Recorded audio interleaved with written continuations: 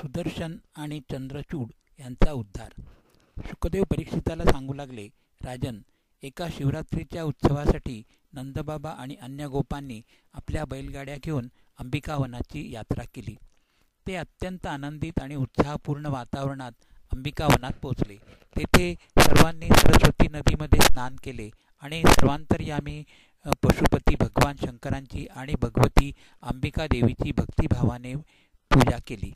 तेथे त्यांनी ब्राह्मणांना आदरपूर्वक गायी, सुवर्ण, वस्त्र, मध आणि मधुर अन्नाचे दान केले. त्या शिवरात्रीच्या दिवशी परम भाग्यवान नंदबाबांनी उपवास केला होता. त्यामुळे नंद, सुनंद आदी गोपांनी रात्रीच्या वेळी केवळ पाणी पिऊनच सरस्वती नदीच्या किनाऱ्यावर शयन केले. त्या अंबिकावनात एक भला मोठा अजगर राहत होता. तो अनेक दिवसांपासून उपाशी होता. दैवयोगाने तो नदीच्या किनारी नंदबाबा आणि गोप जेथे झोपले होते तेथे आला. त्यांनी निद्रिस्त नंदबाबास पकडले. नंदबाबा घाबरून जोरजोरात ओरडू लागले, कृष्णा, राजा कृष्णा, धाव धाव, हा अजगर मला गिळून टाकणार आहे. मी तुला शरण आलो आहे, माझे रक्षण कर, असे ते ओरडू लागले. सारे गोप उठून बसले. त्यांनी पाहिले की एक अजगर नंदबाबांना तोंडात धरून नेत आहे. सर्वांनी तिथे पडलेली अर्धवट जळालेली लाकडे घेऊन त्या अजगरास मारण्यास सुरुवात केली. परंतु त्या मारण्याचा त्या अजगरावर काहीच परिणाम झाला नाही. तितक्यात भक्तवत्सल श्रीकृष्ण तेथे आले.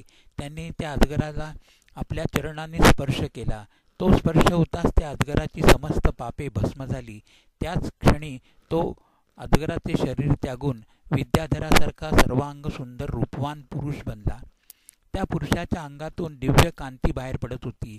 त्याने गळ्यात सोन्याची माळ धारण केली होती. तो भगवंतांसमोर हात जोडून उभा होता.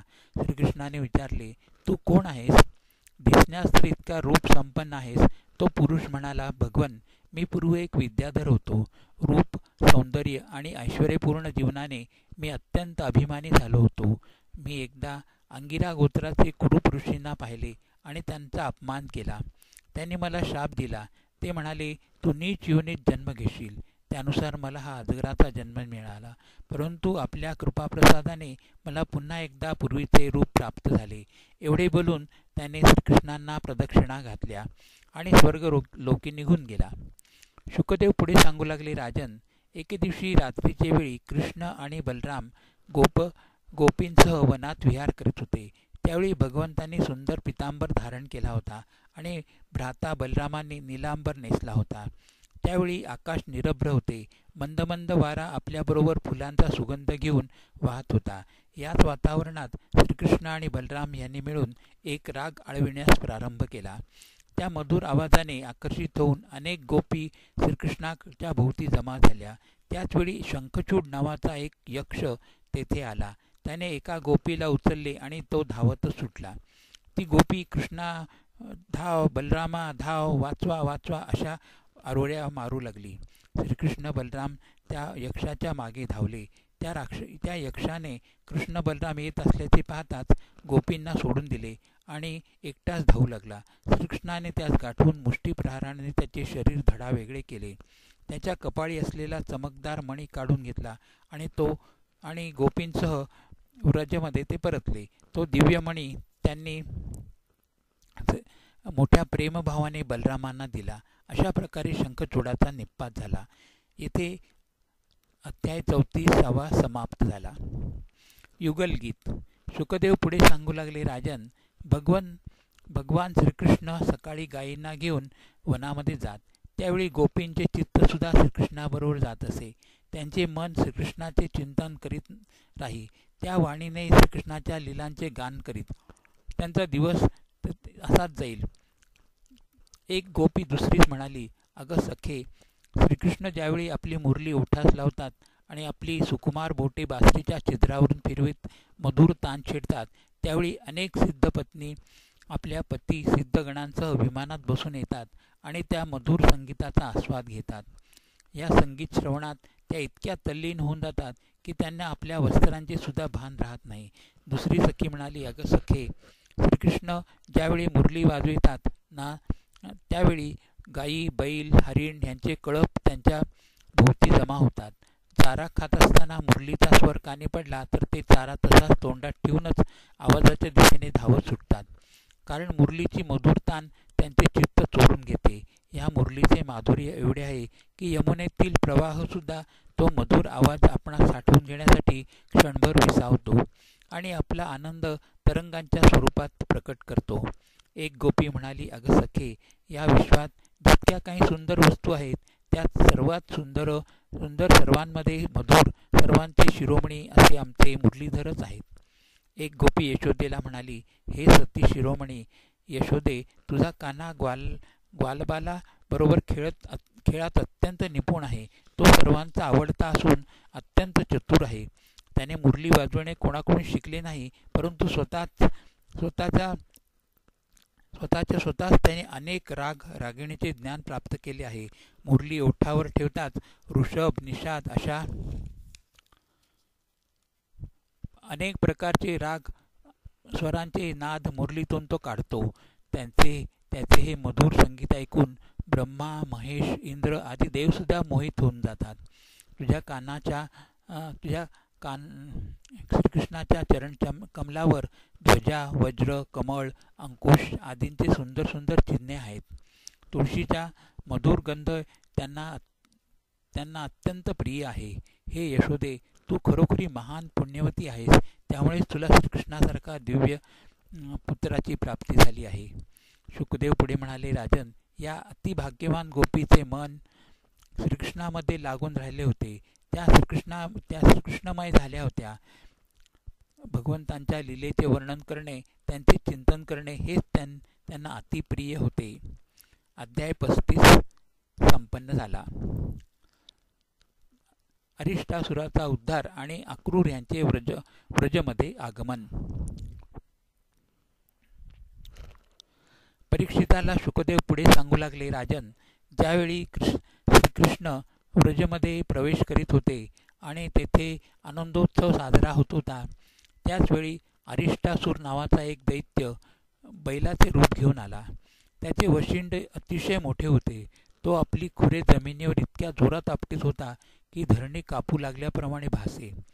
तो खुरांनी माती उडवीत आणि शेताची कुंपणे तोडून चालला होता. त्याचे भयानक विशाल रूप पाहून गोपगोपी घाबरून गेले. यावेळी व्रजाच्या सर्व रहिवासियांनी कृष्णाची शरण घेतली आणि त्या भयानक वृषभापासून रक्षण करण्याची आर्तस्वरात प्रार्थना केली. श्रीकृष्ण त्यांना म्हणाले, गोपगोपींनो, घाबरण्याचे कारण नाही. मी आत्ता त्याचा समाचार घेतो. असे म्हणून त्यांनी त्या वृषभरूपातील दैत्यास ललकारत म्हटले, अरे मूर्खा, या निरपराध स्त्रीपुरुषांना घाबरवीत आहेस. तुझा अभिमान चुरचूर करणारा तुझ्या समोर उभा आहे. भगवंताच्या ललकारीने तो दैत्य अधिकच क्रोधित झाला. तो आपल्या खुरांनी जमीन उकरीत श्रीकृष्णावर अत्यंत वेगाने चाल करून आला, परंतु श्रीकृष्णाने त्याचे दोन्ही शिंगास धरून त्याला 18 पग मागे ढकलून दिले. तो वृषभ खाली पडला, परंतु पुन्हा उठून उभा राहिला आणि वेगाने श्रीकृष्णांवर चाल करून आला. त्यावेळी त्यांनी दोन्ही शिंगास धरून एक लाथ मारून त्या वृषभास खाली पाडले आणि पायांनी असे तुडविले की जणू कोणी ओला कपडाच पिळतो आहे. तो अजस्त्र वृषभ रक्त ओकू लागला. त्याचे डोळे उलट झाले आणि त्याने मोठ्या कष्टाने आपले प्राण सोडले. त्यावेळी देवांनी पुष्पवृष्टी केली. याच वेळी देवर्षी नारद कंसाच्या दरबारात गेले आणि त्यास म्हणाले, अरे कंसा, तुझ्या हातून सुटून जी कन्या अंतराळात गेली ती यशोदेची मुलगी होती. व्रजमध्ये जो श्रीकृष्ण आहे तो देवकीचा 8वा पुत्र आहे. तेथे जो बलराम आहे तो रोहिणीचा पुत्र आहे. वसुदेवाने तुला घाबरून आपल्या दोन्ही मुलांना आपला मित्र नंदाकडे ठेवले आहे. श्रीकृष्णाने तुझ्या दैत्य असुरांचा वध केला. नारदांचे हे वक्तव्य ऐकल्यावर कंसाचे एक इंद्रिय क्रोधाग्नीने कापू लागले. अतिक्रोधाने त्याने वसुदेवास ठार मारण्यासाठी तलवार उपसली. त्यावेळी देवर्षींनी त्यास अडविले, परंतु कंसाने वसुदेव आणि देवकीस पुन्हा कारागृहात ठेवले. त्याने तत्काळ केशी नावाच्या दैत्यास बोलावून सांगितले, अरे केशी, तू त्वरेने व्रजात जा आणि कृष्ण बलरामांना ठार करून ये. कंसाची आज्ञा शिरोधार्य मानून केशी व्रजास जाण्यास निघून गेला.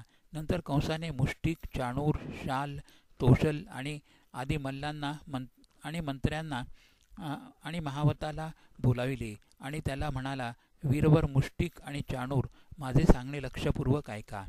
वसुदेवाचे 2 पुत्र श्रीकृष्ण आणि बलराम नंदाच्या घरी व्रजमध्ये राहत आहेत. त्यांच्या हातूनच मला मृत्यू येणार असे सांगितले जाते. यासाठी ते ज्यावेळी येथे येतील त्यावेळी तुम्ही त्यांच्याबरोबर मुष्टियुद्ध करून त्यांना मारून टाका. कंसाने महावतास उद्देशून म्हटले, महावत, तुम्ही अत्यंत चतुर आहात. तुम्ही या दंगलीच्या मैदानाच्या बाहेरील मुख्य द्वाराजवळ आपल्या हत्तीस उभे करा.